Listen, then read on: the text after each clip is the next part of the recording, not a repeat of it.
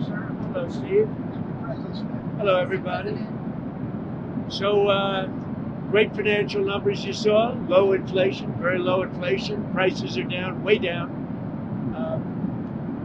Gasoline is less than $2 in many places, a gallon, which nobody expected to see, but I did, because we're going by the initial expression of drill, baby, drill, and prices are coming down very strongly. And as goes gasoline and oil and gas, so goes the rest of other products that were high because of Biden. So we inherited a mess, and we've brought our country back very, very powerfully.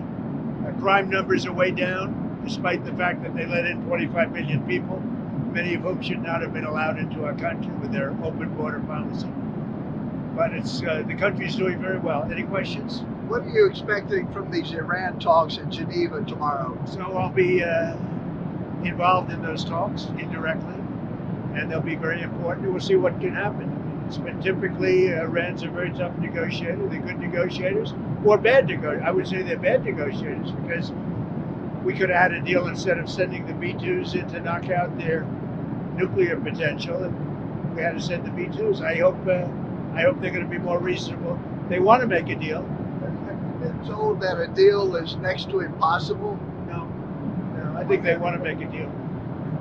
I don't think they want the consequences of not making a deal. They want to make a deal. Are you going to sit down with Democrats this week on DHS funding, sir?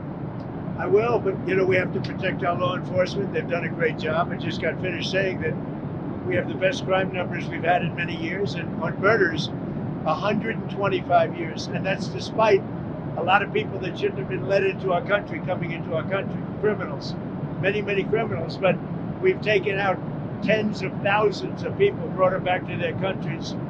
Many of the criminals that were brought in, allowed to come in, have been removed. So, we're okay. But to have the best crime numbers, which aren't made by me, these are made by people that do that, many left-leaning. We have the best murder numbers. Horrible thing to say, but we have the best murder numbers since 1900. That's before my father was born. 125 years, think of it. The best crime numbers since 1900 having to do with murder, and really good crime numbers, the best in years. Are there any demands that Democrats are making that you're okay with? Well, I don't like some of the things they're asking for. We're going to protect law enforcement. We're going to protect ICE. They're part of the whole system that is working. In Washington, D.C. now is considered a very safe city. When I took over, it was a city that we were losing 2-3 people a week. Over 100 people a year were being murdered in Washington. Now it's considered a very safe city. And we did that. I did it over a fairly short period of time, too. On DHS, recent news reports have discussed the widespread belief that Kristi Noem and Corey Lewandowski are in a personal relationship. Is that a bad look? Recent news reports have discussed the possibility that Kristi Noem and Corey Lewandowski are in a close personal relationship. Is that a bad look, and do you think she'll be in the job much longer? I don't know about that. I haven't heard that. I'll find out about it, but I have not heard it. Do you think will you give your State of the Union speech if we're still in a shutdown next week? Well, I think I would. Wouldn't bother me. I would give it, yeah. How are the negotiations going? With what? Which one? We have a lot of negotiations. No, with the government shutdown. This is a Democrat shutdown. This has nothing to do with Republicans. This is a Democrat shutdown. They're upset that the crime numbers are so good. They're very unhappy that the crime numbers are so good. They're very unhappy that there's a movement for getting voter ID. They want voter ID. The population, 98%, want voter ID. They don't want voter ID because they want to cheat in elections. They also want other things. They don't want mail-in ballots. They want to end mail-in ballots, which is corrupt. And one other thing that they're insisting on is proof of citizenship. And the Democrats don't want to give proof of citizenship. They don't want to give voter ID. Think of it. Who wouldn't want proof of citizenship? I ask you, Steve. Who wouldn't want voter ID? And why would you want mail-in ballots if you know it's corrupt? It's a corrupt system. We're the only country in the world that has this system of mail-in ballots. Think of it. The only country in the world that has this system of mail-in ballots, because they cheat. And the fact is, they could never get elected if they ever changed. They know it. If you had voter ID, if you had proof of citizenship, they could never win an election. And they know that.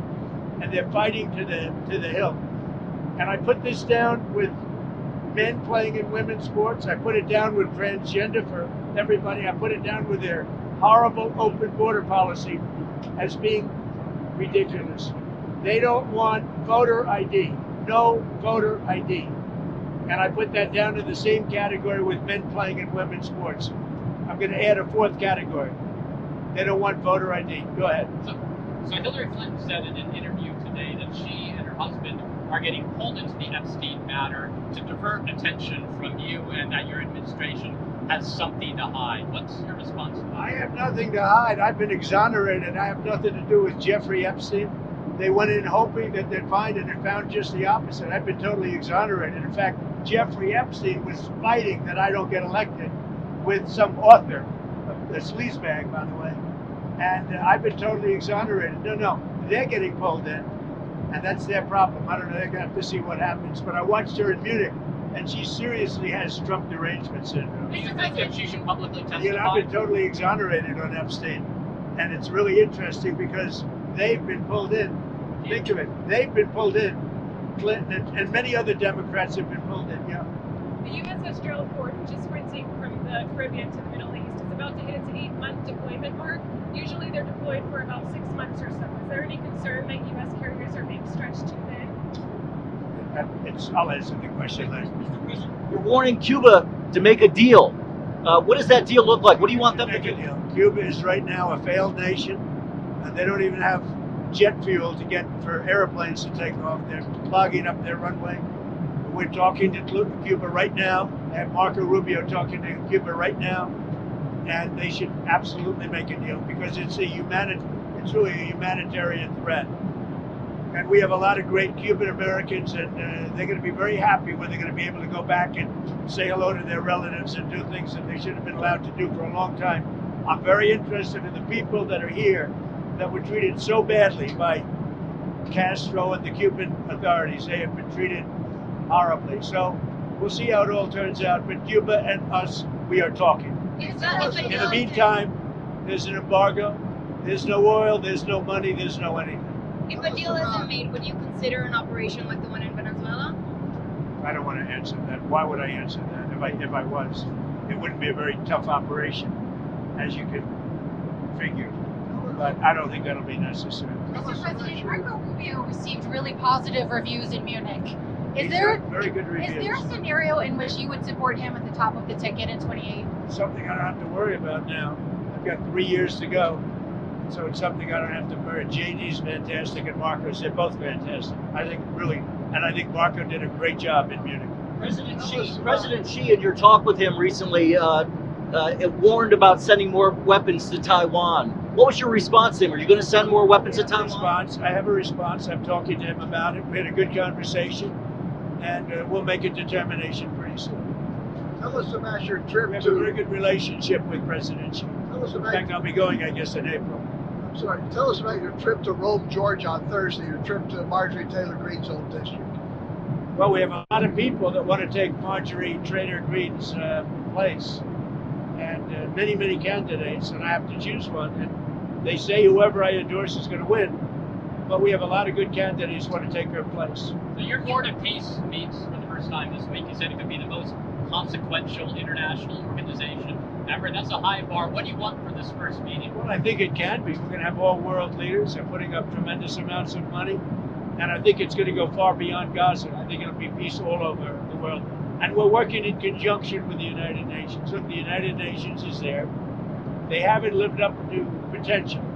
The United Nations has great potential. They haven't lived up to the potential, but I think they might aid us a little bit. But we have the greatest leaders in the world joining the Board of Peace, and we'll be doing it in conjunction with, in some cases, the United Nations, and see if we can get the United Nations to get on the ball. You've been a kingmaker in a lot of Republican primaries.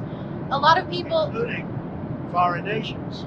I was very honored to see that a very wonderful prime minister in Japan won by a landslide. I think she was going to win, but she won by just about the biggest vote ever in Japan. and she attributed my endorsement for that, and that's very good because we have a great relationship with her and Japan. A lot of Republicans in D.C. are asking you to endorse John Cornyn, but you haven't yet. Is there a chance you would endorse Paxton, and why haven't you endorsed Cornyn? I just haven't made a decision on that race yet. It's got a ways to go, and I haven't. He's a good man. John is a good. I like all three of them, actually. I like all three. Those are the toughest races. They've all supported me. They're all good, and you're supposed to pick one. So we'll see what happens. But I support all Are three. you going to get involved in the rift between UAE and Saudi Arabia? No, I'm not. I would be. What do you think of that? I would be. Well, I can settle it very easily. But they have they do indeed have a rift, and we can get it settled very easily. I settle wars. I settle a lot of rifts between countries. You've been noticing, right? That's an easy one to settle. On Venezuela, Desi Rodriguez last week said that Nicolas Maduro is still a legitimate president and is innocent. I know you said the relationship is a 10, but I'm curious what's your thoughts on that? I think we have a great relationship. I think she probably has to say that. I think politically maybe she has to say that. But the relationship with Venezuela, she's doing a very good job. And I fully understand that statement. You're going to have Ukraine talks tomorrow as well in Geneva with Witkoff and Jared Kushner. Yeah. What are you expecting there? Is there Well, big talks. It's going to be very easy. I mean, look, so far, Ukraine better come to the table fast. That's all I'm telling you. We are in a position, we want them to come. And by the way, I watched AOC answering questions in Munich. This was not a good look for the United States. I watched Gavin Newsom answering questions in Munich, and this was a bad look for our country. These two people are incompetent. And at least Hillary's competent. She's just Trump deranged. She was so deranged. She is an angry woman. But I watched the other two speaking and answering basic questions. Look, Gavin has destroyed California. And AOC, I never heard her speak very much. And they started answering questions. She had no idea what was happening. She had no idea how to answer, very important questions concerning the world. But she can't answer questions concerning New York City either, because New York City is got some problems. Now that Gaza's entering phase 2, should Israel lift its ban on foreign journalists being allowed into Gaza? We'll be lifting a lot of bans pretty soon. I think you're going to see everything opening up. Gaza, look, we have peace in the Middle East. Now, you have some flames here and there, but we essentially have peace in the Middle East, and that happened primarily when we did the B-2 attack on the potential nuclear power. They would have had a nuclear weapon within 1 month.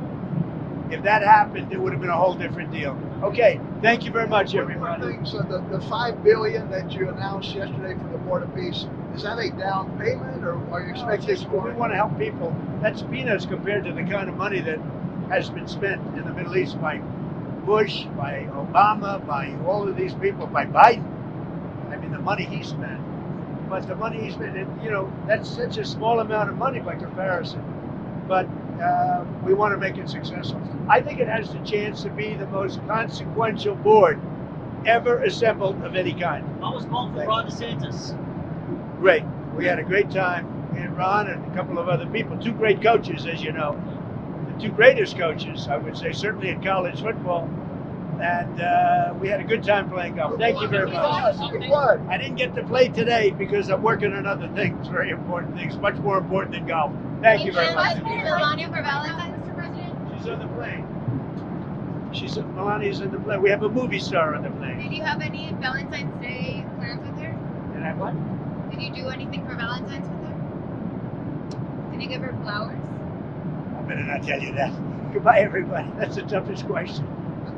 No, she's very, I'm proud of the fact, our movie's so successful. It's a tremendous hit. And she does a good job. She does some very consequential work. I think you're going to see in the end that she's going to go down as one of the truly great first ladies. When you see what she's doing with Russia, Ukraine, and so many of the other things she's doing, she's done a good job. She works very hard. Is Weissmuller invited to the White House this week, Mr. President? Just so you understand, the governors were all, other than two. One was from Colorado, where he's got a 73-year-old woman who's probably got serious cancer, confined, and for some time in solitary confinement because she pointed out the voter theft that was taking place. In other words, she pointed it out. They arrested her and they gave her a 9-year sentence. And he better let her go because it's a disgrace.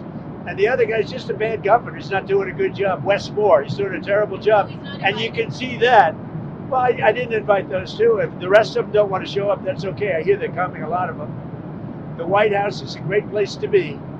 But no, I don't like the job that Wes Moore's doing. I don't like the job he's doing at the bridge. I don't like the fact that he did that horrible, with the pipes and the Potomac.